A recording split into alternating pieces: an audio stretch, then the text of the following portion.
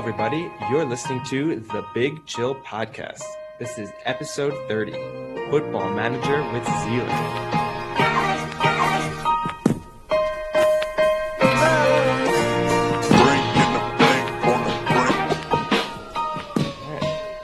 Hello, Big Chillians. Welcome to a special interview episode of the Big Chill Podcast. Today we are joined by Zealand, who is a YouTuber, streamer, and football manager expert. So I'm going to let Eddie kind of just get into it because I'm going to be completely honest. I've never played Football Manager, but it's interesting because Zealand is also American, but is heavy into a game that's arguably more European centric. So I'll let Eddie take over so we don't sound like we don't know what we're talking about here. Well, I mean, yeah, Sam too, because in a way, Sam and I, like our friendship together kind of bonded over a mutual love of Football Manager. Maybe, what was that now? Nearly 15 years ago. So kind of a topic that's very close to our hearts. But maybe that's an interesting way to get going, Zealand. I know that there is some popularity for Football Manager in the US, but how did you get into a game, already obviously a sport that's kind of not a minority sport in America, but not as popular as others, but definitely how did you get into a very niche game to the level that you're in it? I think the biggest misconception about soccer in the United States is that it is some sort of niche sport. There's a national poll that shows that more people in the United States consider soccer their favorite sport than hockey. It's still behind baseball, but you've gained obviously a significant amount of ground on baseball, and then you have basketball and football that's just way off in the distance. But I think that while the climate has changed inside the United States with my generation, really. I mean, my generation and the people that are just younger than me is the generation that now makes up essentially the entire U.S. men's national team, because these are the kids that grew up playing FIFA and watching the Premier League on weekends. And, you know, my dad's generation, or people 10 years older than me, didn't grow up watching the Premier League on the weekends. They didn't grow up playing FIFA, really. And so those are the two things that kind of open the door for you into the sport. And then I played FIFA career mode a lot, and to the point that it got fairly easy, right? Like you get super comfortable with the way FIFA career mode works. You can essentially win anything in a couple of years. And one of my friends that is very into finding new games and the challenging games and such, he said, there's another game. It's like FIFA career mode, but it's better, right? So we downloaded it, and then I would open it. And if you've never played Football Manager, it's very overwhelming when you open it for the first time. There's a lot of different tabs and super detailed breakdowns of things, and you have to hire your whole staff, all this stuff. And so the first 6 or 7 times I opened the game, I would just close it. And then eventually, for some reason, I opened the game and didn't close it. And played out a save for 10 or 12 years, won the Champions League with a team called Celtic in Scotland. And that was essentially it. I think after that, I've sunk at least 25% of my waking hours into Football Manager. And it's somehow turned into something productive, which is nice. Yeah, so no, that was about 12 years ago, you said you started? Oh, no, this was FM14 was the one that we bought then. Okay. Sophomore year of college, freshman or sophomore year of college, somewhere in there. It was in the start of college, yeah. So there was a long period of my life where I had no idea what the game was, because it's not marketed in the U.S. at all. It's something to play.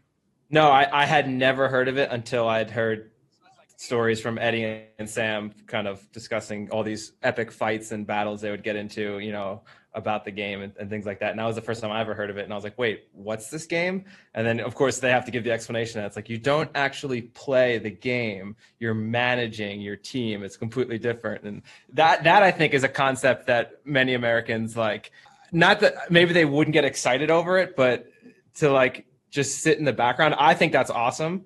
Like, I really enjoy that aspect of it, but I can see a lot of Americans be like, you don't actually play the game? Like, what the hell? But it's I think it's a cool part of it. We actually have a mutual friend who works on the baseball equivalent of Football Manager, Out of the Park Baseball. And it has actually always stunned me in a way that US sports, which kind of lend themselves more to the sort of statistical analytical approach that you could have with Football Manager. Like it's more natural in many respects, that it's never really taken off. Even the same in England, the fact that the kind of equivalent of Football Manager for cricket, which exists, which again you would think kind of more naturally lends itself to the sort of decision making, like single play aspect of the kind of nature of the kind of game that you're playing. But again, it's the fact that it's in a way that it's taken off in a sport that you would have almost thought is least suited to what it's actually trying to achieve. I just think that the reason Football Manager is such a success is because one, the team that puts it together has kind of perfected the concept for 20 years. And two, I think the sport actually, it does lend itself to this level of detail because so out of the park baseball, I think is really for the numbers geeks, right? Because baseball is numbers. It's all numbers. In real life, I mean, I watched Moneyball a couple weeks ago for the second time in my life, and it's, you can lock in on numbers completely and build a really good baseball team. In soccer, there is this abstraction. And I think where Football Manager succeeds so much and kind of captures the imagination of people who play it, like yourself, right? There is an element in Football Manager of gut instinct, of this kind of fog of war, of you have all of these attributes, but you can never be quite sure what is affecting somebody in a particular moment. Is Miles the guy that makes the game, who I've been able to meet and talk to a lot recently because of my newfound internet relevance is the best way I could describe it. He is super into that. And the only thing he'll ever tell me with this stupid coy smile on his face is, everything affects everything. I'm like, how does this affect this? And he's like, everything affects everything. And I'm like, bro, that's the answer he always gives me. So I think that's where Football Manager is able to succeed in making it more than the numbers.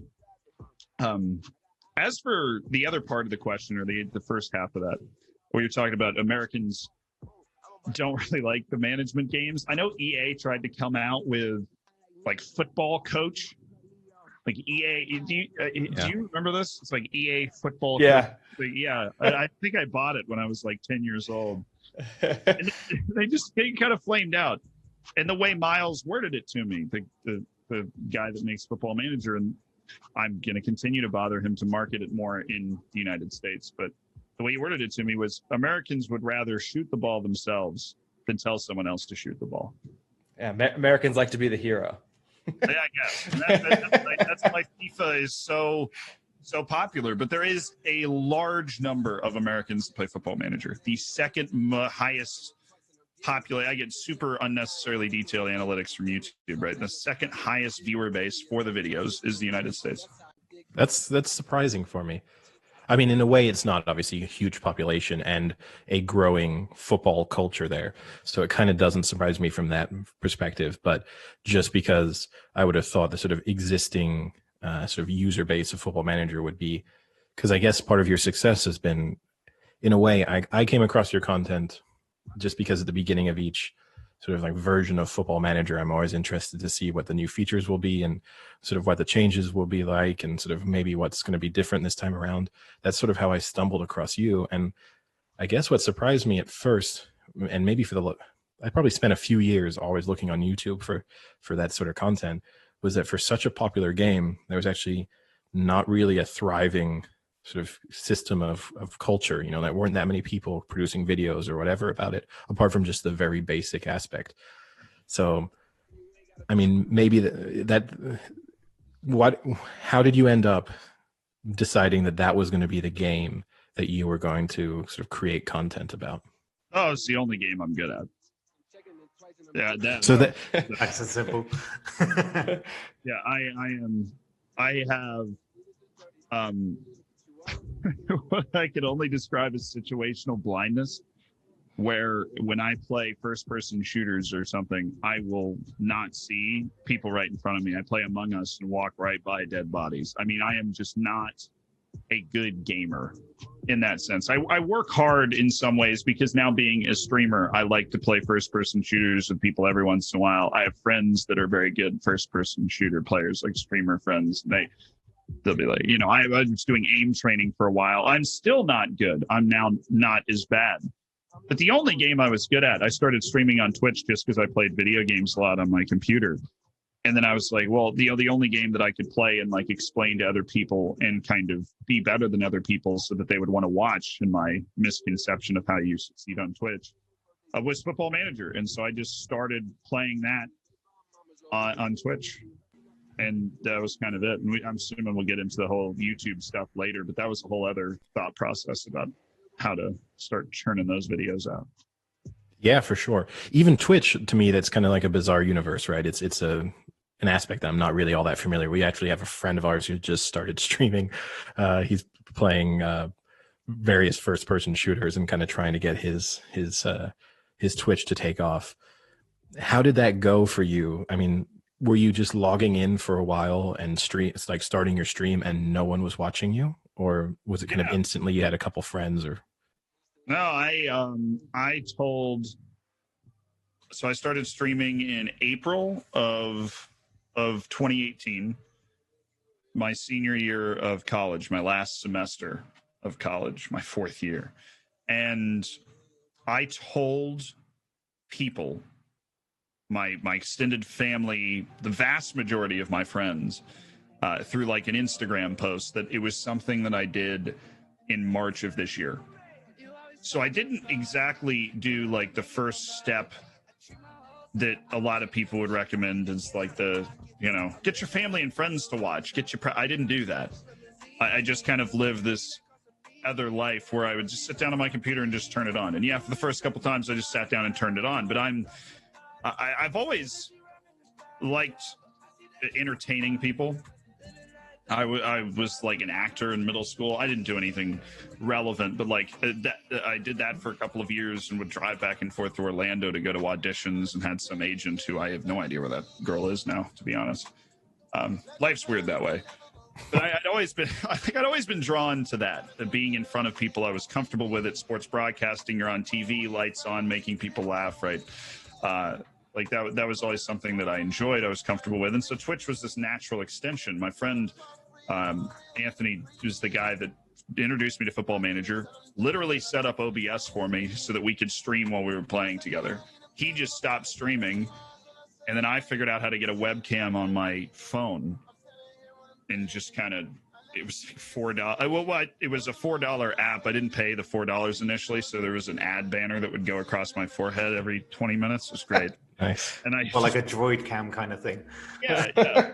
And I would prop it between the desktop and the keyboard, and it would sit there and look up, and there were these like water pipes on the ceiling in the background. My phone would overheat, and then I would have to end the stream. But wait, were you in Sam's apartment doing this, or? Yeah, I mean, look at me right now. I mean, it sounds like I've got some of the makings of it. I've got the water pipes. I just need the endeavor to play Football Manager streaming. You just need skill. I would not, like, truth be told, I really don't know how I got from there to here. I think it's like any good science experiment. You have theories as to what helped and what didn't, and what caused it. But I do know that for a very long time, I didn't really succeed at it much at all. I enjoyed getting on, talking to 5-10 people, maybe 15 if we were lucky, having a good time. And that did not change one bit until the YouTube started. So that was always just, and I tried everything. I streamed every day for a couple of months. I would stream for 6 hours, 3 times a week. Like, I switched it up all the time. I don't know why. I just always assumed I was going to succeed at it eventually, with no evidence to support that theory for a very long time. That's pretty admirable. Basically, yeah. Well, blind faith. So what made you do the switch then? Well, not the switch, because obviously you continued to stream, but what made you then decide to kind of also make YouTube content at the same time? I wrote a horrifically embarrassing DM to FM Base, is Oh, they yeah. had. I'm looking for it right now. I'm going to try and find it. Oh my goodness. So I was streaming and noticed that there was a stream team that had popped up, and I when you sit here now and it's a business for me and I understand the analytics, I understand the algorithms of the websites, I understand. I watch YouTube videos constantly from guys like Devin Nash and Harris Heller and these people that they understand the business and they talk about it. So when I look back at me thinking that if I got on this stream team that I was set, like I was like, if I get on this stream team, they have a Twitter account with 30,000 followers. They're going to tweet me out like, oh yeah, this is going to be the big time. So I saw them and I was like, here, you miss 100% of the shots you don't take. So here we go. I wrote this DM and I'm gonna. It is 8 paragraphs. So I'm not going to. The sections are. Section 1 is so you Twitch. Section 2 is what's your job and how do you have so much free time to do this. The third section is but does your stream suck though? And each one of these has multiple paragraphs under it elaborating on the topic. What can you guarantee? I promised at least 3 hours of FM every single day, which is a horrific idea. And the final section was so you're American, which is something I've been explaining kind of ever since. And I think I just overwhelmed them because they were like, yeah, sure, join the stream team, whatever. Because it was just like 5 or 6 British dudes averaging 10 to 20 viewers. You know, like who is this kid flying in with this DM?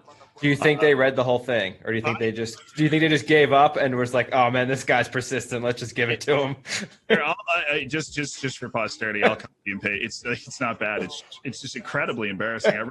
I read it to my stream one time. That's not. Hold on. I have a limit on the.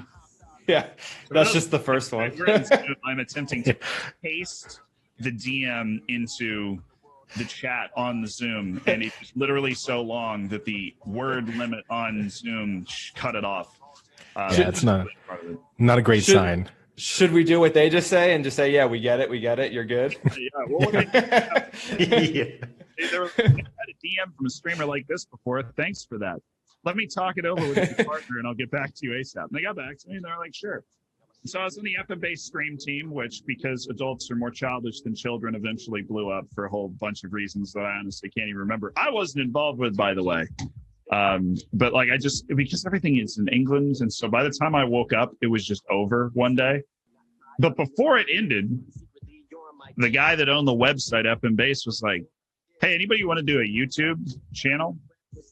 You know, you end up in your life and there's like I don't know why. I was just in a good mood that day. I was particularly optimistic that day. I had never made a YouTube video in my life. I'd never done it. I had no idea how to do it. I was just like, yeah, sure, I'll do it. And literally right now, November is 13 months after I said that. I mean, that's really impressive because I was watching a few and there's some really good production value in there. I mean, you look like you've been doing this for years and years. The key is when I go to the bathroom, I've got these books full of quotes, and you really think that doesn't like help you at all. But I got the Wayne Gretzky one from one of those books, which is the reason that I ended up on the stream team. The reason the production value is so good is if you're not smart at something, get someone who is smart at that thing. And so I'm a decent editor. I learned how to do it. In my other life as a sports broadcaster, I worked as a associate producer for the last 2 Olympic Games for NBC, which means I'm like editing things. Now, I'm not one of those like super elite editors, but those guys make 6 figures and sit in their own cushy booth and a couch with like 8 screens. I'm sitting out in the bullpen, like rough cutting the stuff for them. But I know my way around Premiere. So I edited my own videos until about March. And then this guy reached out to me and was like, hey, can I edit for you? And I was like, you're a saint.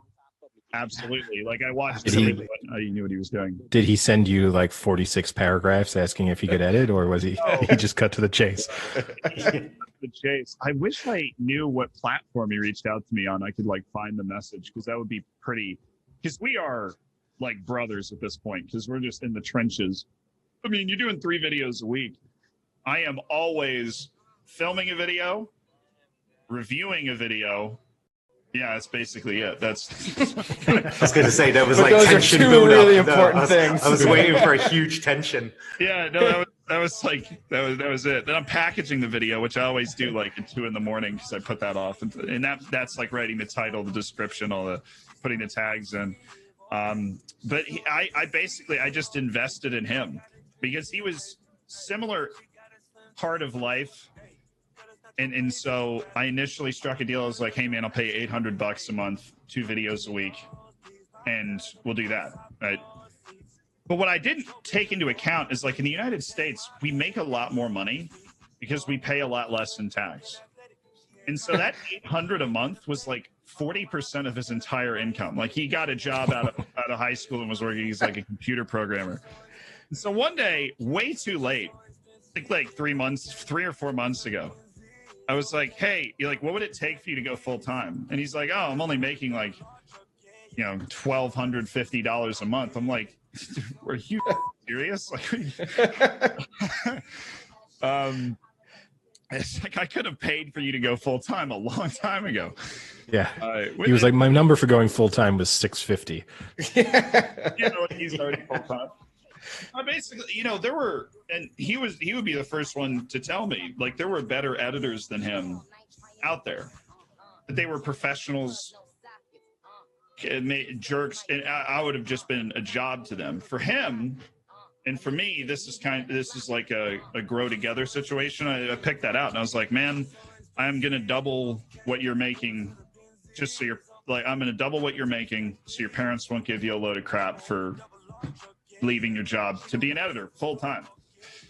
And he was like, okay, that's a huge decision we've never met.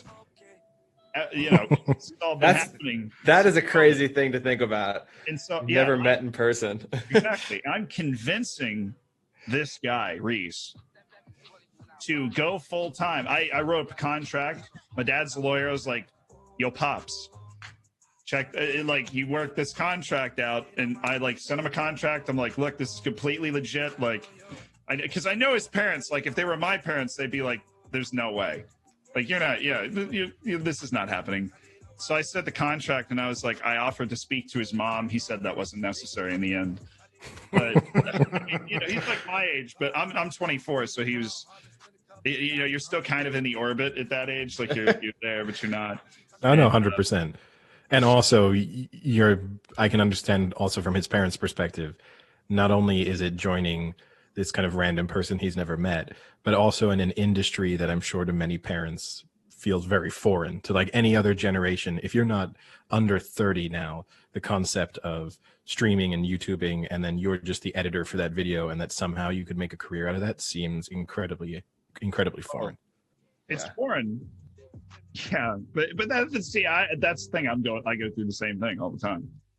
I deal with everyone from your grandparents. So I had a grandmother who you'd send me clippings of stuff. She passed away recently, so rest her soul. But I love this story.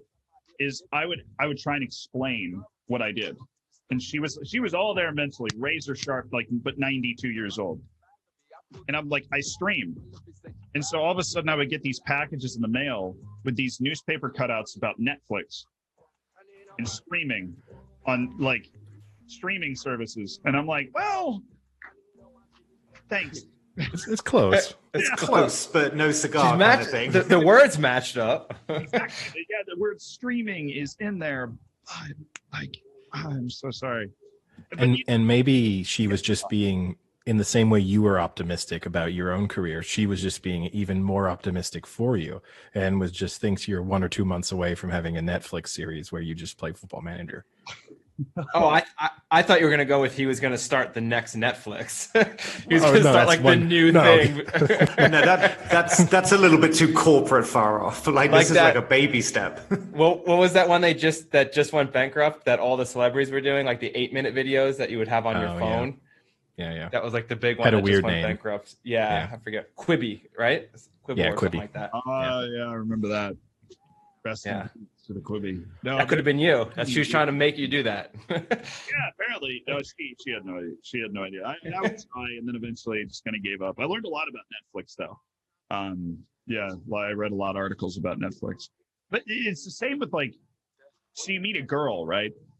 And she's like, at some point, this is why it took me so long to connect my Instagram to the actual brand of it. Because when you follow each other on Instagram now, what's the first thing they see? A link to my Twitch. Is that really my opening line? I don't know. I've had some weird kind of funny conversations about that. She's like, "Oh, do you dye your hair?" And I'm like, She just thinks you're ninja. "Yeah, basically, yeah." That's not the worst thing in the world, right? I mean, No, I mean he's very wealthy and very successful. So I'm actually surprised that they don't just think you're like living in your parents' basement and like never see the light of day. those are the other ones. They're like, yeah, Okay. I'm like hopelessly addicted to World of Warcraft. Not that there's a problem with that, but there's definitely a stigma about it, you know. Yeah. And so, yeah. Yeah. It's really funny. I think how do you explain your job? It's like I just say I'm a YouTuber and hope they don't ask what about, because then it's just going to get even weirder. Yeah. Now, here's the interesting thing you touched on, right? You said Football Manager is the only game that you're good at. At what point did you think that you were legitimately good at Football Manager? 4 or 5 months ago. Like I'm okay, so way after you started streaming. Oh, way after I started making videos telling people how to play the game. So what was like the epiphany moment when you realized I'm actually pretty damn good at this? When I started to get, so I've always left all of my DMs open, and I kid you not, I still answer all of them. And the only yeah, we can kind of attest to that fact, right? Because you answered ours. So yeah, true. And I usually do it while I'm in class. I'm sorry, professors. I'll be sitting in the back of the class, like, okay, here we go, and I'll open up the like Twitter or whatever. And there's so many people that are so bad at Football Manager. It's in like a loving way, but the questions you get sometimes, that was really what drove the epiphany. Is I didn't realize it's kind of like hiking up a mountain with your head down, and then all of a sudden you pick your head up and you look backward and you're like, my God, I know like everything about this game. Whether I can apply it or not is another question, because there's so many levers you got to remember to pull. But in terms of understanding where essentially everything is, I'm rarely surprised by things, which is hard to have happen in a game that's got a million things that can surprise you. Every once in a while it happens, but... Did you, so a couple of these DMs where you said people are bad at Football Manager, could you tell us some of the bad ones and see if it correlates to my experience or how bad I am? No. There are people that, and I think they're just very young. And this is the interesting thing about the internet. I don't know whether it's like English is your fifth language or you're 6 years old. Like, and that's no problem. Like, I only speak English. So I give anybody that can speak English in another language, I give them incredible amounts of credit for being able to communicate. I took Spanish for 12 years. I grew up in Florida. I'm hopeless. There are just some people that are like, hey, how do I buy Mbappe for less than 200 million? And I'm like, Sam, are you embarrassed that you sent that question now? I'm taking notes because I thought it was possible, but seemingly not. So, see, I'm learning. Like, Sam was like, I thought my English was good. I literally didn't know that you like English wasn't your first language. That's not what I was referencing. No, my joke was more that's the kind of basic Football Manager question. Sam and I have, at the start of every year, there are three of us, not Frank, another friend of ours, and going back for years now, we start a file together. And I'm a Blackburn Rovers supporter, and every year I start as the Blackburn Rovers manager, and then whichever division they are in at the time, Sam and our other friend choose a team in that division. And Sam usually lasts around maximum 2 seasons before he just gives up. By that time, he's usually been sacked at least 3 or 4 times from different clubs. No, that's too much. That's too much. I wouldn't say it's that much. I think it's a hard game to play. I mean, Ollie, our friend who plays with us, he holds the record. He once managed to get sacked 4 times in a season, which I thought was almost impossible, just because you'd think they gave you 10 matches just before they decided to pull the plug. He's also the one that is now on Twitch. Yeah, not Football Manager though. Not Football Manager though. Oh, No, there's a lot of people that just you don't understand maybe a basic principle of the game. Essentially, like where I would have been at if I was DMing somebody when I was opening the game and not actually playing it. You open a game and you're just like, why am I not finding any good players to sign? And then you're just like, you know how to find your scouts, and they're like, no. And people will play the game for a surprisingly long amount of time, not knowing how to do anything. That's what always blows my mind. He's like, oh, I've been playing for years. I keep getting fired. This game sucks. And then where do you know where your scouts are? And it'll just be like, oh, you scout? And you just go, okay, here, let me let you know. I think that goes back to your point about the overwhelmingness of the game, is that when you've played it for so long, you just remember the components that you need to use on a regular basis. And sometimes you can kind of like shun out the lesser ones, or maybe even like forget the newer features as well, because you get into such a habit of spacebar continue, because you know you're not doing anything, that you forget to actually just look around. I think when I watch your content as well, even just hovering over things and forgetting how much info, just hovering over like an option in the tactics, or what overlapping will do. The overlap underlap kind of thing that you spoke about is like just what they'll do. I wouldn't go that level into it. That's my problem, is that I get a bit too reactive with it. I'm like, everything's going wrong, need to change things up, and it's not the case. So it's going to be even better this year because they've got XG in the game, so you're going to be able to see in plain English how bad you've been screwed or how lucky you got, because they have the analytics in the game. And I hope they add a lot more in the future, and we've talked about it with them, but they're starting to actually add analytics too, which is going to make your readily available information. Hopefully that'll help you relax a little bit, because there is it's like playing poker. Sometimes you do everything right and somebody hits a king on the river and you're doomed. So yeah, exactly. That kind of touching on what you've both said in a way about the game being overwhelming. What's the aspect of the game that you think people tend to spend just too much? Because, for example, I consider myself to be a decent Football Manager player. There are things that I do never touch or I can't be bothered to ever deal with. And I think that I can get away with them. What is a part of the game that you feel like the average player might spend too much time sort of getting really heavily involved in, and that they could either ignore it or delegate it? And maybe the answer is nothing. Typically, if someone is bad at tactics, they will overcompensate by ticking literally everything. And for me, this is like a very regular thing to see this, but I'm talking like when you see, so you have your tactics screen and you see every player, and then on the left side there's all the instructions in 3 sections. And when those instruction things are completely full and you are not Nap, who is the tactic creating god of Football Manager. I have never met this person. I messaged them on Discord to talk to them about various tactical concepts. They fill up the left side too. But people that struggle with tactics will assume that you have to tick everything. And you can really succeed by doing that, but you're much more likely not to succeed by doing that, because the vast majority of people that do it don't know what they're doing. Pass into space. Obviously, everybody would love to pass into space, right? But what is that button actually doing to help you? So, I play with like barely any instructions on. If you ever watch a stream, I'd get like 4 or 5, and that's it.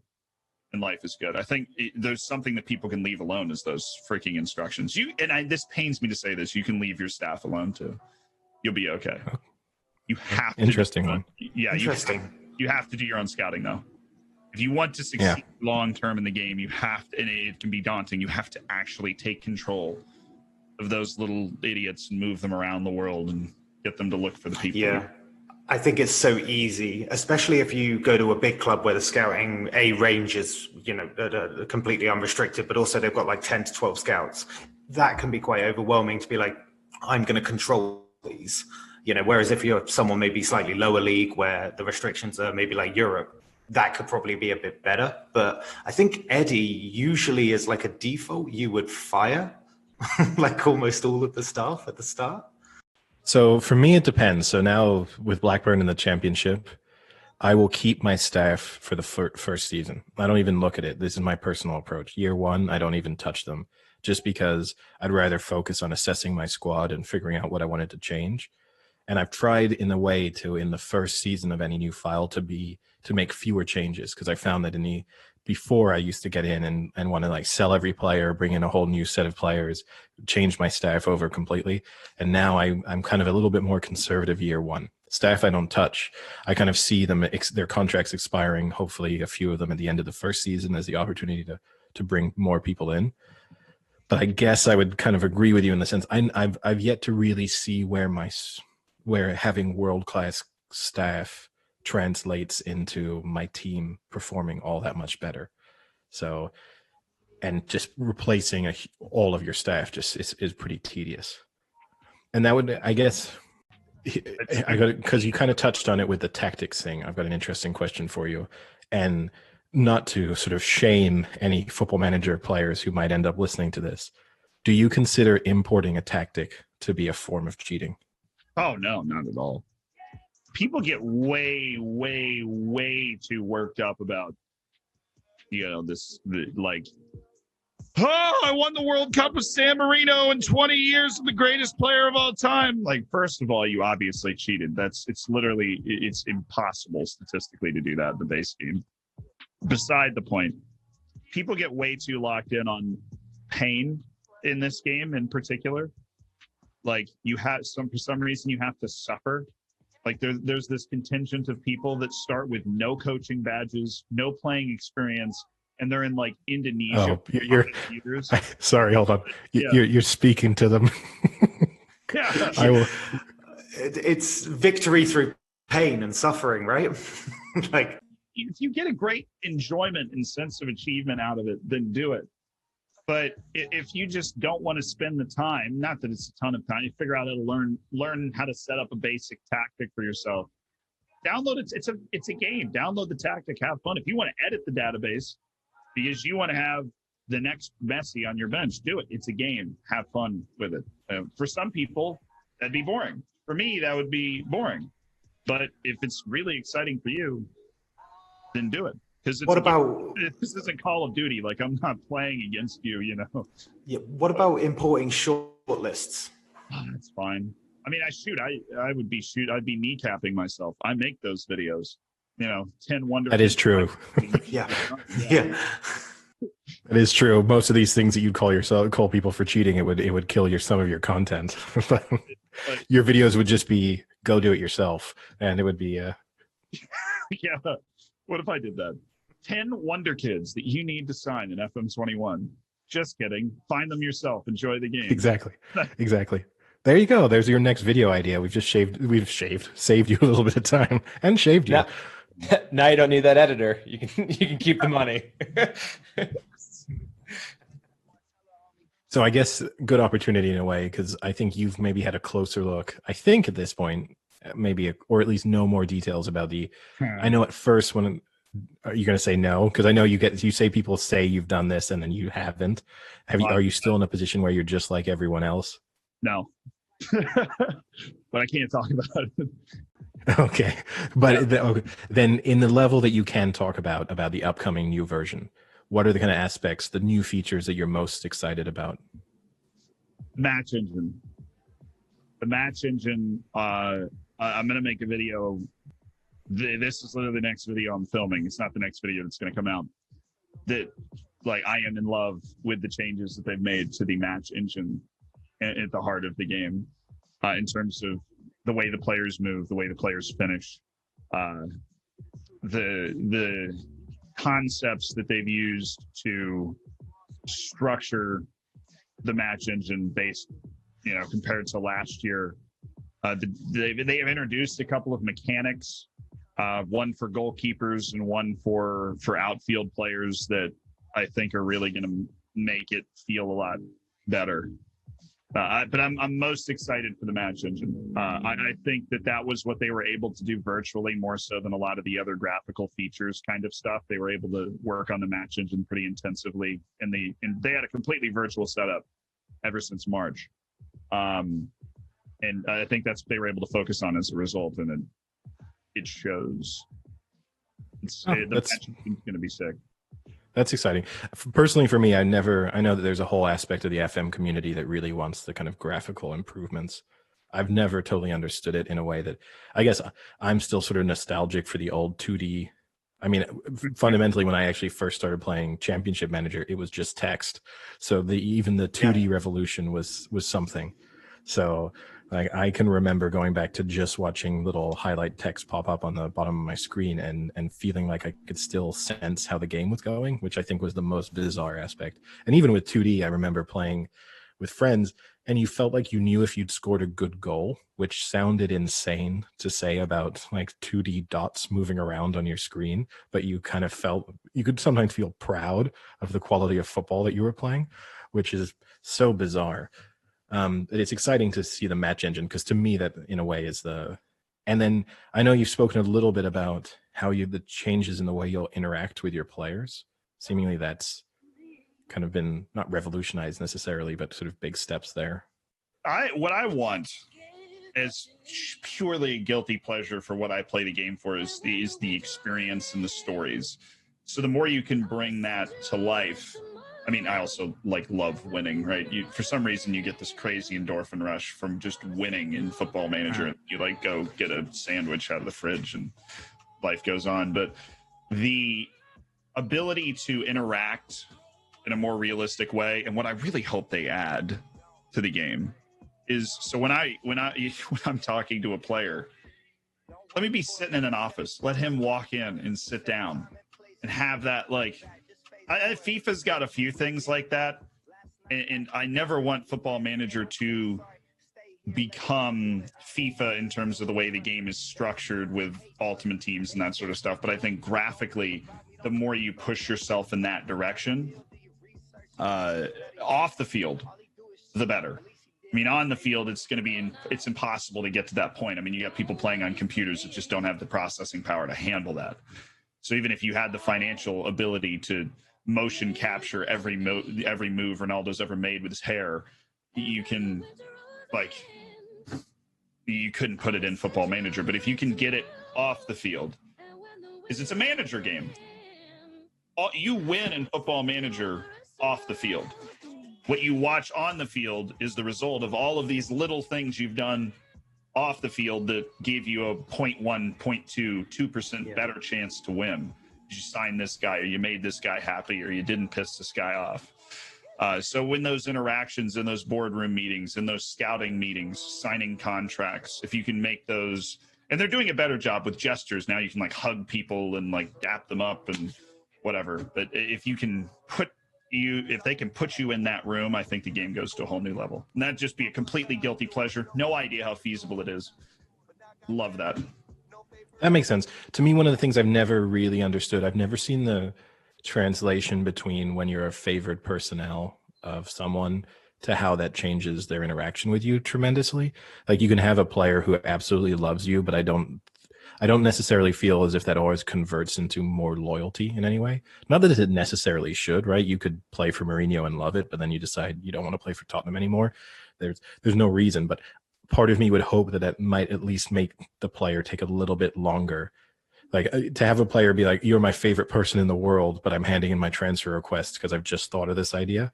And sometimes it sort of feels that way. And it would feel nice to kind of have a relationship with your players. Even if the reverse, they hated you and just wanted to leave because they don't like you at all, that would also feel very realistic. Yeah, I mean, that can happen. I think what's happening in the first scenario is there are hidden attributes on players. So one of those hidden attributes is actually a tandem. It's loyalty and ambition. And so typically if you end up with a player that just wants to leave, the ambition is really high and the loyalty is low. So even if they love you, and if PSG comes in, that's where they want to go because they're a really ambitious person. Ambition's a double-edged sword because it actually helps your player improve faster too. But they will want to leave faster, and they will demand more money in contracts and everything. It's very realistic, I think, in that way. Yeah.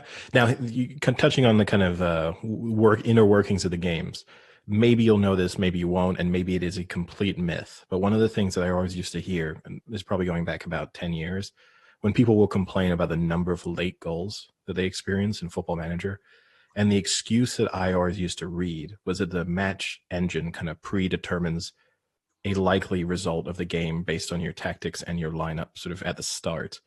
And then you can mildly influence that over the course of the game, but in a way it will try and correct to get closer to the predetermined result at the end, which means that there's an increased likelihood of late goals. This is an explanation that I read several times that may have just been completely made up by someone. I mean, multiple people, and then spread like wildfire. And this, again, was probably going back 10 or 15 years. Based on the look on your face, it is seemingly not true. Well, there's just like, there's just a point where you are never going to get a perfectly statistically accurate sample size of people actually scoring 1v1s in real life compared to how many people actually score 1v1s in Football Manager. They match the two up and try to, so how many times did somebody score a goal in the last 10 minutes in real life in every league in the world, or, pick your leagues, and then how many times in Football Manager did the match engine have a goal in the last 10 minutes? There are so many different factors that would affect that, but the core principle of what you just talked about is kind of right. So the match engine is all ones and zeros. It's all well, obviously, but it's all numbers. It's driven by AI, and what the match engine's goal is to present you with what the numbers say should be happening. So when somebody wins, somebody dribbles by somebody on the left wing, all of the attributes came together in that moment, the fitness, the sharpness levels of the players to say, that guy's going to get by this guy. And then the match engine's job is to just show you that guy getting by the guy in front of him. And so it is predetermined really at the beginning, what the odds are, but that's hidden under a veil. And then obviously the changes you make can affect those odds. It's hidden under a veil because if you saw that, it would ruin the game completely. They boiled all of the attribute numbers and the fitness and the morale and how good your team talk was at the beginning. If they boiled that all down to one number, it was your likelihood of winning the game, it would ruin the entire game. They could, that's how it works, but that's just not that. You say this, I did used to play with an online game with a guy who literally just holidayed all of his matches, but then he would play the in-between, set up his tactic, and then just holiday the match. He had zero interest in ever watching it.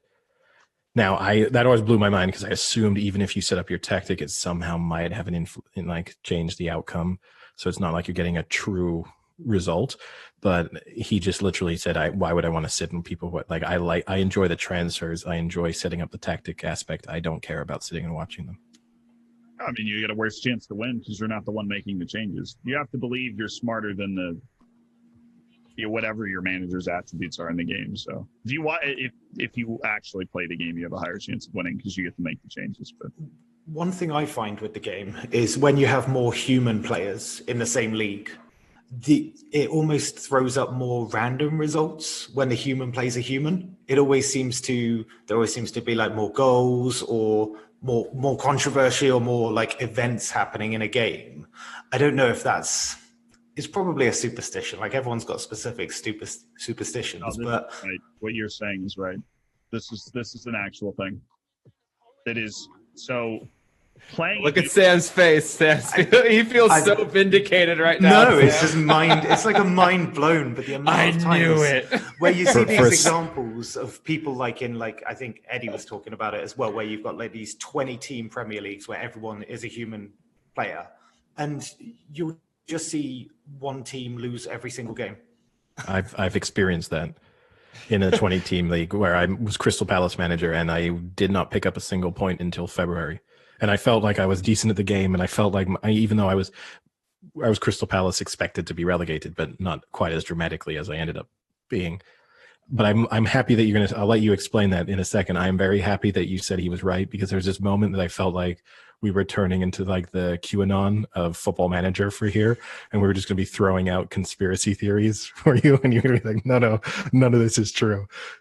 So that's honestly that's like what a lot of my conversations turn into when I like sit and hang out with some people in the Discord server or whatever. Is and this is what it's funny because this is what I do when I sit down with the people at SI or Miles or the guy that makes the match engine, Nick Madden.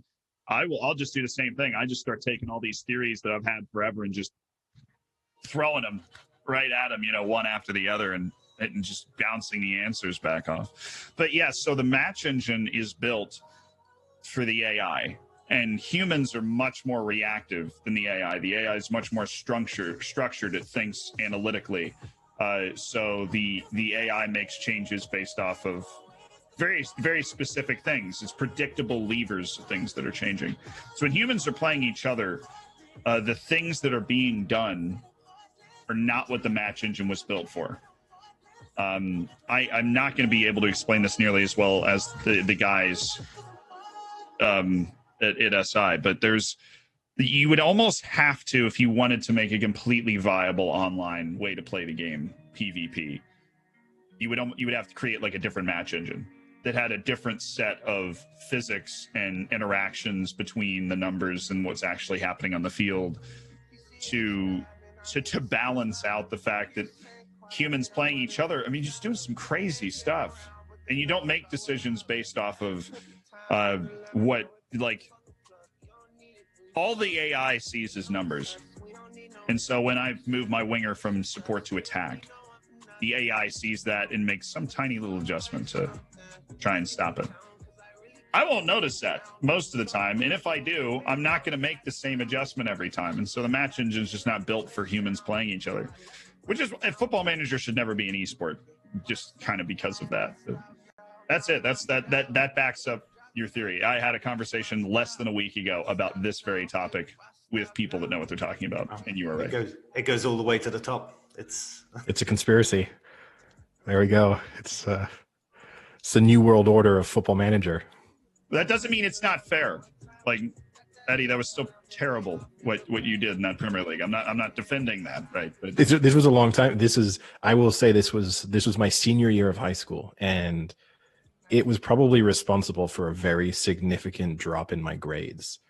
I got from the Blackburn Rovers message board that I was a part of. Someone started this 20-team Premier League file and then you were just randomly assigned your team when you joined, and you were good to go. And it was amazingly fun in the sense that, obviously, I guess one of the advantages you have as a human player is once you are aware of who the wonder kids are, who the affordable players are, all those kind of things, up against the computer, you kind of have that edge. Whereas once you stick all these human players in, for the most part, people start off the game kind of going for all the same people, assuming they've played the game a little bit. So from that perspective, it took a lot more thought and a lot more time. Obviously, I didn't do that well because I was terrible. But I still, even though I remember getting my first draw in February and being over the moon, feeling like it was a real achievement, and went down. I think I ended up having 9 points when I was relegated, and felt like it was a hard luck story. I didn't really feel like I was that bad. I've significantly improved at Football Manager in the sort of 15 years since then. But there's also, it's kind of going uphill with the morale in the game. Once you start to lose, it's the same as in real life, but once you lose the minds, it literally doesn't matter what you do. There's nothing you can do. You need to get lucky, basically. So you try and set yourself up to get lucky. But yeah, I think I made a video. The most important thing in Football Manager is the dynamics, because there's only one thing other than putting a tactic together where there's like 10 strikers and no defenders. There is only one thing that can just guarantee you are probably going to lose every game. And that's the morale of the players. Yeah, and you don't know Eddie too and well. So your advice? He's not much of a morale booster. So I can see I can see once Eddie got down, there was no hope in his team getting some encouraging speeches from him. You're forgetting this was teenage. This was 16-year-old me, right? So is this also the year that you told us the story on a couple episodes ago when you got caught drinking, got kicked off the soccer team? Did this also contribute to your morale drop? You 1 year later kicked off the real soccer team, and then your Football Manager team is suffering. No, that was a year. This was a year after that down. The real career had already fallen apart by the time the Football Manager career stalled. But no, it was. I mean, here's the thing: is I agree with you in the sense it was so hectic, incredibly difficult to organize. Trying to get, I think the rule we had was that 15 people had to be online for us to be able to play. And so that was already one of the issues, is getting 15 people to be online at the same time, a nightmare, particularly getting 15 people to be online at the same time in 2005. Very different to, maybe a little bit easier now. And then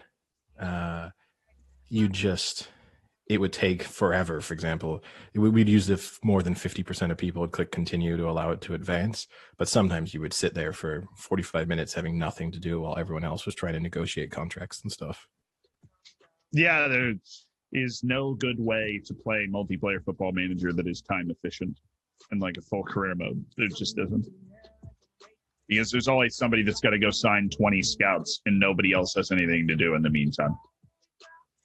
Yeah, I mean, I think so. The 3-person file we start every year, we've kind of got like a pretty good set of rules that we try and coordinate with each other, which is fairly respectful. It only falls apart when someone gets sacked and like goes to a new club, like mid-season, or takes a new job, and then everything goes out the window because they got to start again.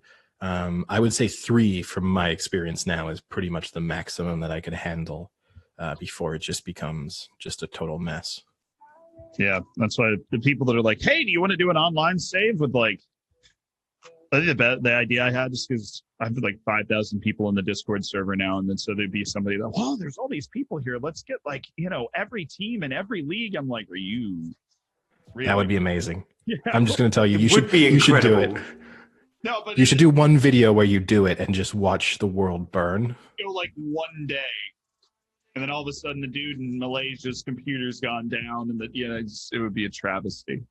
Oh, you got to do it. You got to do it for at least 2 hours. Come on, you just got to see. Yeah, just 2 hours would be one day. So yeah. There's no way it would last 2 hours. There's no way. Do one day. Yeah, every single so every team in Football Manager is like 60 leagues. 60 leagues and an average 60 countries, probably an average of 30 to 40 probably an average of like 30 to 40 teams per country. I think that's 2,400 teams. So let's do it. 2,400 people setting up the first day in Football Manager would take 2 hours. I'd love it. I'd love to see it. I'd also like to see, because everyone would be using the same short lists for staff and players and stuff. So that moment you had that one continue, it would just be a flood of messages of like other clubs being interested in someone, other clubs putting in a bid. It would be obviously totally not feasible, but it would, just to see how badly it would go, would be entertaining. Yeah, I'm always just thinking of the mega server. Who's hosting as well?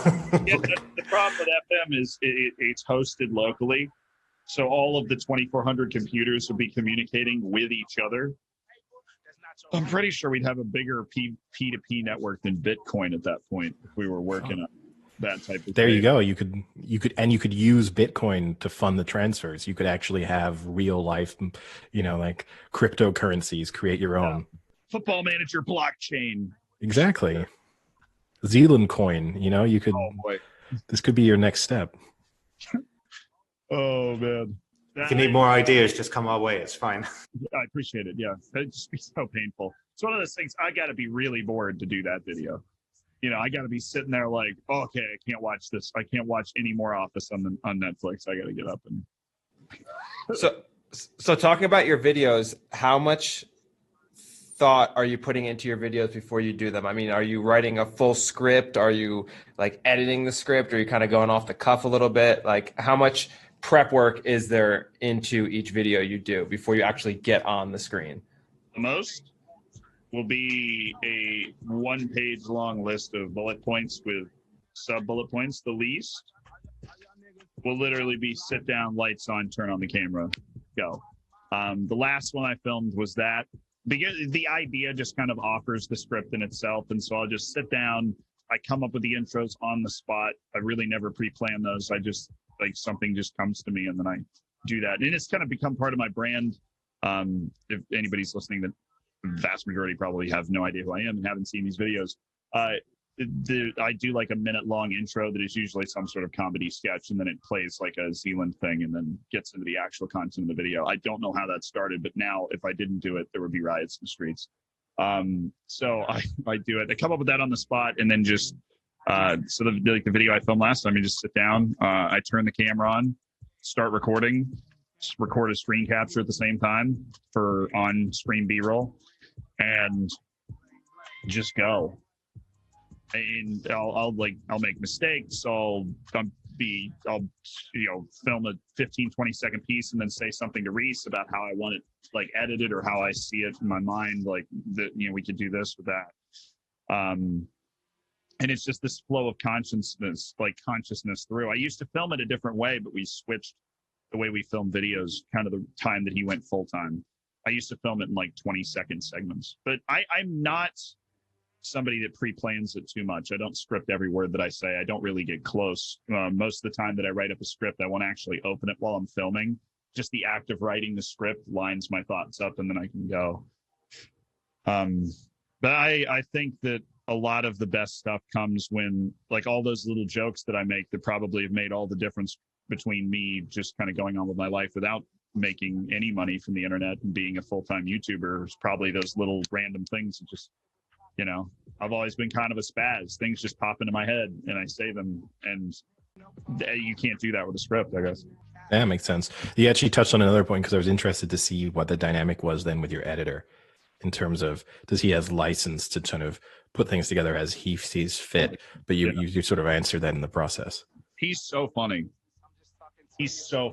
He now, I mean, we've spent so many hours on it. He will, I just don't even tell him. I'll film an intro. And I mean, some of these intros that I filmed, when you actually see the raw footage, are so conceptual. Like you almost have no idea what's happening. Like I'm having a three-way conversation, right? I'm playing three different characters, and I will film it. Like I'll film all one character, all the next character, all the next. And okay. Put it together, like because I have to go put a hat on or something, some stupid like Ushanka, or I've got like the Colombian character Zalando Escobar. I put on like huge shades and a big wig, and he will just put it together. I almost don't want to tell him at this point, because he'll put it together, and I'm like, that's awesome. Like he sends it to me, I'm like, that's it. Yeah, if it's working. Yeah, and so we have a flow. I trust him enough to where sometimes I don't even review videos. If I've got a huge school project or something, he'll finish editing it, and I'll just be like, cool, put it up. And he'll put it up, and then I'll like put the thumbnail on and write everything, and I don't even watch it. I essentially trust him with my life. I put out 5 or 6 videos I've literally never seen the finished product of, because I trust him so much. It's a very close relationship with someone that you have never met. It is very impressive. Yeah, I mean, we talk all the time, so it's not weird, but I guess it's just that it's internet plus COVID equals new experience. Yeah. And then one other thing I had to ask, because you kind of start with pretty random teams for your videos for the what's your process? I know that, for example, I've seen at the moment there's the kind of the craze of the random shirt. I don't know if you've seen this, the like random kit you can order online, and they mail you pay, I think it's £35 or something, and they're going to send you a random shirt of some team from around the world, and whichever one turns up, that's your team for the year. It's kind of the way they're doing it. What's your process for picking the teams that you end up with? Random inspiration. So the first save I did that was relevant on a large scale was the Bate save, which is a team in Belarus. I won the Champions League with them in 9 years, which requires a lot of luck for things to go that well, but that's beside the point. I was a history major in undergrad. I was watching a World War II documentary, same one on Netflix for the nth time. I mean, I just throw that stuff on and eat it for breakfast. And there is an episode in World War II in color called The Soviet Steamroller. And I was like, it's great. I'm going to do a save called the Soviet Steamroller and try and win Europe. I don't know. And so what are the Soviet countries in the base game? The former Soviet countries in the base game would be Belarus, Ukraine, Russia. So I start the stream and I pull up a random number generator, 1, 2, 3. Hit the random number generator. Belarus was 2. I get Belarus. I go to the country. I don't want to start in the second flight of Belarus because that'd take forever.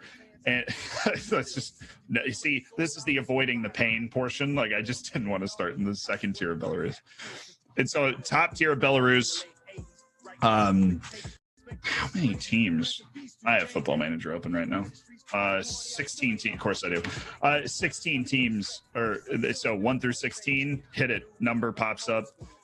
Bate. That's how I picked my save, and that's how I picked Genetos. I knew I wanted to manage in South America, and I didn't want to manage in Brazil or Argentina because that felt dirty. I know in Brazil you have to play like 70 matches a year, so I just didn't want to do that. And so I picked Colombia. They were the 3rd best league, and unfortunately I put the top league and the second tier in the same thing, and I got literally the worst team in the country on the random number generator. But I guess that balances out because Bate was really good relatively. But I sometimes will come up with some sort of plan, but I think people typically really overthink what save they're going to do. I think that if I was playing in Hong Kong, we would still have a wonderful time, and it would be a lot of fun, and I would enjoy it. I know there's certain people that like you got to manage in England every year, and that's great because it's a video game. Do whatever the heck you want. But in terms of streaming it, there's something fun about being everywhere. Except for South Africa, there's like nothing fun about managing in South Africa and FM. What, like the Kaiser Chiefs, or I'm trying to think of the other teams there. So because they're the only league in Africa, there's like no continental competition to experience. You know, every other league you have this huge continental competition, and in Africa it's like you're playing no full team and you're super poor. The South African league, they're like all in debt. It's like the championship in England. They are all in debt. Or League One, I think, is probably more accurate. In the National League, they're all in debt too. It's just all in debt. Every league. They all need their Ryan Reynolds to come in and buy them. Or me. Yeah. Oh yeah, is that your future hope? Obviously, there's a history of YouTubers moving on to like sponsoring football clubs. Is that one of your ambitions? I mean, when I was a little kid, and still now, I was always confused why people didn't want to be just really rich. I feel like that's kind of an American thing too. Like you go, what do you want to be when you grow up? A billionaire. Yay. Okay. But yeah, of course you talk about it with your friends. You're like, yeah, it'd be awesome to just buy a team and like Football Manager, you know. Can I curse on this? I beat Yeah, it's officially explicit. Okay, Football Manager the shit out of it. Like, I would buy a team and I would literally play Football Manager with an actual club. And hopefully it would go well. But yeah, I've talked about that before. I don't think YouTube would get you there. Spence is great. I know Spence and him and #United. That's just a super cool thing. I don't know if I'm down for them, like the 9th tier of England, as fun as that is. But I mean, that brings up the point, though. You don't have to own the team, but do you ever foresee this kind of transitioning into an actual manager spot for a sport? You know, being like a more analytics-driven general manager for. It doesn't even have to even be European football. It could be American football, baseball, like you said. You know, it can be pretty analytic heavy, things like that. Yeah, I get asked this a lot. Do you think you would be a good coach, or do you think somebody should hire you, or like some small team somewhere would take some weird flyer on me as like a coach? No, I don't think I would be a good coach, because there are certain things in Football Manager that you just press a button and kind of let go. I do feel like I could handle putting the players together. I feel like I could handle putting the tactics together. I obviously could handle the budget part of it. I don't know how to run training. Like on Football Manager, you set up the training and you go, overall, outfield, attacking. I don't know, and then it improves your players this much. I don't know how to go out on the field and lay the cones down and be like, all right, boys, this is what we're doing. I don't know how to do that. There are just certain things in Football Manager that don't translate at all. I think that's one of them. If you wanted to have me as an analyst just like scout players or break down how they're influencing the game, yeah, I might have a shot at that. But actually being the head coach of a team, I have literally no shot. Well, real quick, Eddie, before you jump in, I'm gonna poke the bear a little bit. You told us you're from Tampa, and you say you wouldn't be a good coach. Would you have taken Blake Snell out of Game 6 of the World Series? So you warned me you were going to ask about this, and I forgot about it, which was good for my PTSD. But now we're back. So, World Series Game 6, Blake Snell gives up a second hit with 1 out in the 6th inning, gets pulled. Not surprised it happened at all. Super Rays thing to do. Analytically, the right decision. But the issue is, you bring Anderson in. It's the guy that ended up coming into the game. And all Anderson is thinking about was, is this the right move? This is kind of weird. I don't like. That's all he's thinking about. That's all everybody on the field's thinking about. The Dodgers are jumping around in the dugout like, yeah, we got him out of the game. So even though the analytics say take him out of the game, right? He's likely to give up a run in this situation. Maybe even over 50%. And Anderson is obviously much less than 50% going to give up the run. But mentally, Anderson is not normal Anderson. The Dodgers are not the team that my team is playing against. They're not the normal Dodgers. They're now excited, optimistic, where before they were anything but. Anderson is distracted. Blake Snell is all pissed off in the dugout. So the entire Rays team is sitting there going, well, maybe this wasn't the right decision. So the mental aspect of the game completely changes, which the analytics in that situation don't account for. Now, in a regular season game, that mental switch doesn't happen because it's the regular season. But when your entire season in a championship that everybody will remember forever is on the line, that mental factor is freaking massive. And I think when you can figure out a way, there's no sample size at all for this, to work that into analytics somewhat, they're going to be perfect. But right now they're not perfect because that's the one thing that you can't really factor for. It's undeniable. I mean, look at Anderson's face when he's coming into the game. That, and he's coming in with a runner on and 1 out in the 6th inning of a World Series that they have to win. And he's cold. He's throwing his first. And the top of the lineup, right? He's throwing his first pitch to the best player on the other team. I would be really nervous. But Blake Snell. I hope you would be. Yeah, well, yeah. I had a great arm in 6th grade. I don't know what you're talking about. Yeah, but that I would not have done it for that reason. So you wouldn't be a bad coach. Maybe, but I still, I don't know how to teach Blake Snell to throw a curveball. Okay. It's an interesting point. So, I mean, basically, in a sense, you've described that you'd be a good director of football. Basically, it's kind of your dream position in a way. I do like the idea of you walking out onto the training pitch, though, and just shouting like overall to them as their sort of training instructions for the screaming day. The most basic commands, like today you're going to do some passing and attacking. And then just walking off, just being like, job done. We've nailed training today. So that would be my meeting with the managers. Like, all right, boss, we're going to do attacking today and then attacking set pieces today. Have fun. And then just leave. And that, you figure out what exactly we're doing. Yeah, that would be nice. And then your team talk. Yeah, I don't think my dreams would go in that direction. I think that would be like a kind of guilty pleasure. So I guess while we've kind of still got you, and just to kind of round off the actual Football Manager itself discussion, what's kind of one, I guess in a way you talked about it with any improvements you wanted in terms of the player manager relationships and even in the match engine.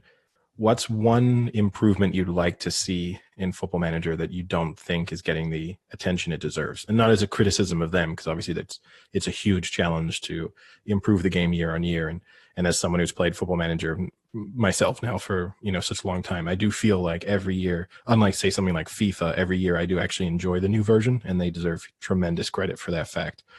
But what is kind of the one thing you wish, if you had sort of strategic control of their planning, you would want them to get done? Right. I mean, I'm not one of them. I'm more than happy to criticize them. Like, I just know them now. When before I really enjoyed talking about how I'd literally never talked to them before they finally, we sat down and talked a bunch. But yeah, I'm more than happy to say when they do annoying things, they definitely milk features, like some of the feature releases that they drop are just the most irrelevant things of all, the tiniest tweak in wording or something. And they're like, oh, this is a new feature. I'm like, come on, man, really? But if I had to introduce one thing into the game that I need a bigger sample size going forward, but there are no dribble moves in the game.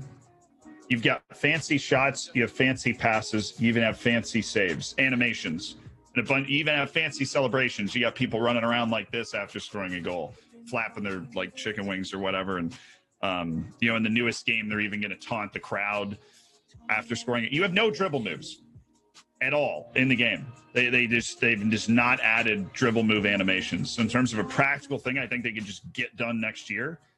Add some step overs, add a little shake, add some bake, a little bob and weave, like flick, meg somebody. Like I want to see that. I know that the numbers just said he gets by him, but maybe the numbers could say he gets by him with flair, and then he gets by him with, like, instead of just running around him, he absolutely cooks him and like steals his firstborn or something. I would love to add that in the game. And it's just not right now. That seems feasible. Other than the fact that the dream game is Football Manager and FIFA combined, I'm thinking reasonably here would be add dribble moves. Everything else is in the game, but right now people just teleport through the other person when they beat them off the dribble. Yeah, I mean, I guess what you really missed out on, EA did release a version of, they released the kind of Football Manager, their own sort of competitor of Football Manager itself. I think it lasted for 2 or 3 seasons for a while, where they were really investing time into it. One of the things I liked about it was you're able to spend money. Like you would earn your money, and then you were able to like buy a nicer house and buy a car. You couldn't do anything with them, but you would then it would just show you going into your nicer house, which kind of justified, obviously, another thing in Football Manager. I know that having a higher salary fundamentally increases your job safety because it makes it more expensive for a team to sack you. But aside from that, it has sort of no benefit. Now, that's a pretty substantial one, but it is one of those weird things. You go to negotiate your contract, and I'm always torn as to, like, am I better off taking a lower contract so that I don't hurt my club, but run the risk then of obviously being more sackable in the process? Yeah, I mean, if you wanted to play it a real hardo style, you're not going to get fired. Just take a $1 salary. That's why I always just accept. Normally, I negotiate up or down fastidiously. But on the manager salary, I just hit accept. Whatever they offer, I'm just taking it. I don't want to make it any worse than it has to be. But I don't want to ruin the game in the process. And then I've got 2 quick fire. I'm going to tell you my personal, the two Football Manager experiences I've had in my life that stand out to me the most. I once lost a friendship over Football Manager in another multiplayer game. I was the manager of Blackburn Rovers. I was also England manager. And maybe we can quickly touch on the fact that international management probably needs a little bit of attention. And my friend was Charlton manager.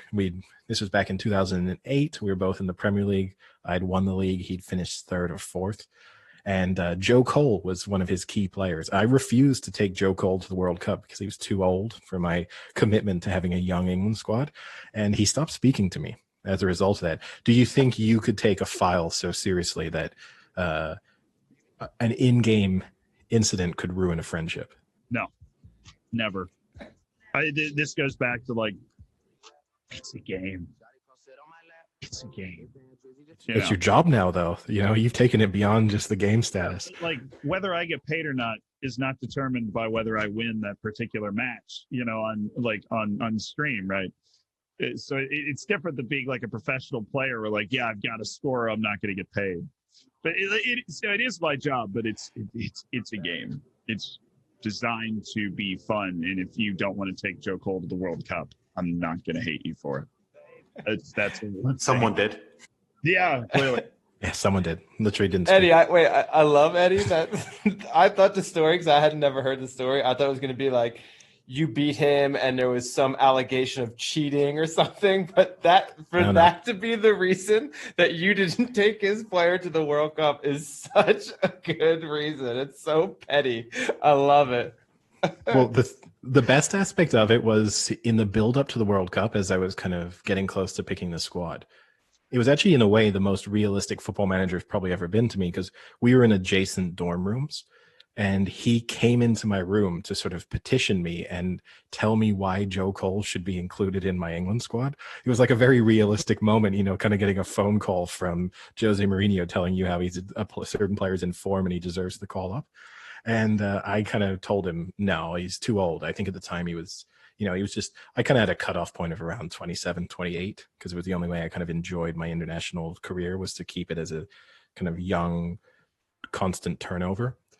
And I would say we argued, and I wasn't really arguing, but he was arguing for maybe 4 hours in person before I eventually just like went to the screen and selected my squad and excluded Joe Cole. And then that was it. That's insane. I mean, that's patently insane. But do you remember who you selected over Joe Cole? Well, I did. So I kind of. You took an older person, didn't you? No, I didn't. But I did take a player from, just to really annoy him, I selected a young player from my own reserve squad and just sent him to the World Cup instead, to kind of try and prove a point and be a massive asshole in the process. But Worked. It worked, and I ended up using that player. He scored a couple goals. I mean, admittedly, it was probably against Trinidad and Tobago or something. I can't remember. And he was swiftly removed from the squad as soon as more important matches came up. But yeah, mission accomplished in terms of really annoying another manager. He was on. If I'd been able to look at the kind of description of me, on like favorite personnel or people who disliked me, it would have actually been him. He actually lives down in Australia now, so he couldn't have moved further away if he tried. Yeah, I'm the main reason. And then the second, and this is a little bit more of a downer, and I don't want to make light of the situation that occurred, but the only other time I've had a really big sort of heated football manager debate, and again, not to make Robert Anka, who very sadly committed suicide. We had a situation, and again, it's very awful to laugh because it's not funny from that perspective, but we had a file in which Robert Enka was being used by he was the goalkeeper of one of the players, and he died. And we had this very long debate as to whether or not it was more like ethically correct for him to continue to use Robert Enka as his goalkeeper now that he'd actually died in real life. And we didn't really come to a solid conclusion that we all agreed on, but it was very complicated. Use him. There's no come on. If you really want, I'm playing in Belarus. My entire team could have died in a bus crash, and I probably wouldn't heard about it. Like, they didn't, but it's a video game, right? And you go with the database at the beginning of the year, and it'd be an interesting number, actually. The database got like 360,000 people in it. Like, the beginning of the year, 360,000 people, give or take a few thousand. There's like definitely a few of those people that don't make it to the end of the year for whatever reason. That's just like one of those eerie facts to think about. Yeah, they should do. They should do it like the Oscars at the end of the season. Yeah, like the in memoriam of Football Manager. In memoriam. Yeah, when you launch the new version, you just have to sit through this like 5-minute little slideshow of the players who passed away, including regens. Maybe they'll throw that in, where they'll just like tell you about some of your regens who died, which is, to me, the interesting. I think you had a video on this, which I haven't watched yet, I will say, where you were talking about, will COVID be included in this file? It's always intrigued me that they haven't actually included. I guess you'd feel really hard done by, but sort of off the field incidents that would have more of an impact on a player's career. I know a player will be seen out late a lot of the time. That's kind of that's the most extreme it goes to, is it fundamentally hinting at your player being an alcoholic. But aside from that, it very much keeps the off the field aspect of the game separate from footballing career. Yeah, it does. And I think that's by design. They want to create an escape. They want to create a fantasy world that you can go into and not have to deal with. It's why COVID's not in the game. A lot of the effects that COVID's had on the sporting world are in the game. Different schedule, reduced budgets, those sorts of things. But the actual disease is not in the game. And I think that's why you want to create a fantasy world people can get away from. So if you have, your star young striker dies in a car accident, well, that's just not that's just not fun in Football Manager. You just don't want to deal with that. And if you're making a game like this, you got to worry about, well, what if this person's like significant other or parent or something died in a car accident? You could sue them for emotional distress. I mean, you really don't want to get involved in that Fair level point. of realism. But players can get caught out late and they can come out as gay. That's all they can do kind of off the field. Oh wait, is the coming out as gay? That's new? Yeah, that I haven't seen that. In the game for 2 years, not super common, and it just gives you a small boost in your revenue, and then nothing else happens. So that I will say, I mean, I've played the files so the one file we all started together. I played maybe 30 seasons, and then plus some additional game time. So I kind of gone fairly deep. I've never had a player come out as gay. I've never had a player come out as gay, but it is in the base game and happens just every once in a while. I mean, how many players in the world of soccer have come out as gay? Isn't it like basically nobody? So it's this, you're not talking about a common experience. There are things in Football Manager that you will never know are there because they're just so rare they don't happen to you. Even if I play 2,000 hours of Football Manager a year, and I've never had a player come out as gay.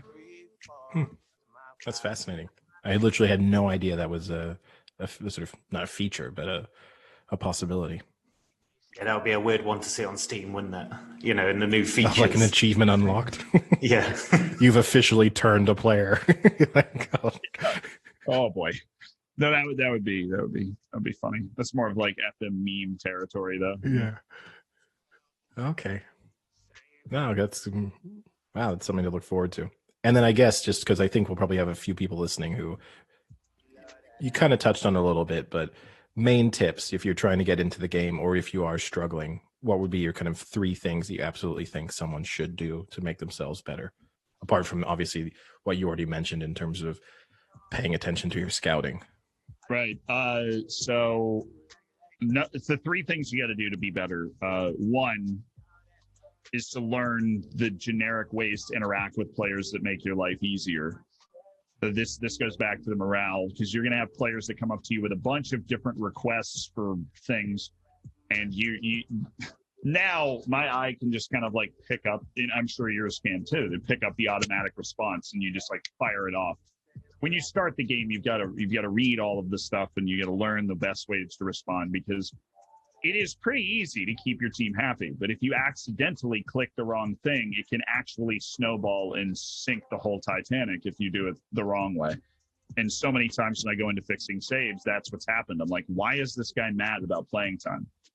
And they're like, oh, I wanted him to sign. I'm just like, you're only spending half your wage budget. Give him a little more money and reduce his like playing time requests, and you're fine. That sort of stuff. And being able to manage the morale. The second thing is always tactics. And this is just because, I already talked about scouting.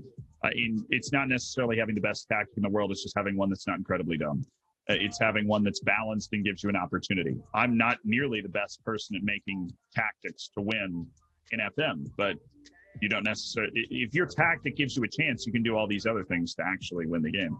All you need to do is not be getting absolutely destroyed by the tactics of the other team. Like, you're playing 3 at the back and they have 2 wingers on attack that are just eating you alive the entire game. You should be able to adjust to that. This is all kind of like the entry level stuff. And then the third would be player evaluation. This is probably the single most important thing in the game to succeeding, is knowing when to sign somebody and not. And the attributes are super overwhelming. I don't even know how many of them. And you see all of them and they're color coded, and you go, how do I know which guy is better? Go to the comparison screen, go up to the top. There's a comparison screen, compare the 2 players, and it will literally show you a bar on each attribute. And in the bottom right of that screen, you can click the position, and it will highlight the attributes that are most relevant for what you're asking that person to do. That will save you so much brain power and make the game so much easier for you if you just know that it's there, and now you do. So, perfect. Hopefully that saves I'm ready a few to start people. now. Yeah, there you go, Frank. Now I've got a head start on every other beginner. We'll have to give you an update. We'll get you a new copy of the game, and we'll see. You can tell us in a few months if you've actually managed to play more than about 35 minutes. I'll just open it up a bunch of times like he did at first, but never get into it. Yeah, it's honestly, that's why I started making videos helping people to get into the game, because I couldn't. I guess that's just about everything. I mean, we covered a lot of topics, so thanks a lot for taking the time to speak with us. It was interesting, and I'm sure there's some tips there that's going to help people to get better. Yeah, thank you guys for having me on. This has been a very fun hour and change. Yeah, we really appreciate it. Yeah, it's good fun. Yeah, thanks a lot. Yep. And I guess if you want to give yourself a plug, just for anyone who's not familiar. Oh, I mean, just type in Zealand on Twitch and YouTube. I never liked the plugs. I'm some guy that came on the podcast to talk about a bunch of stuff, and hopefully you made it this far. All right. Yeah, well, we'll put some plugs in description. So anyway, they'll get to see them there. All right. Right. All right. Thanks a lot. Thanks. Have a good one. Here we go.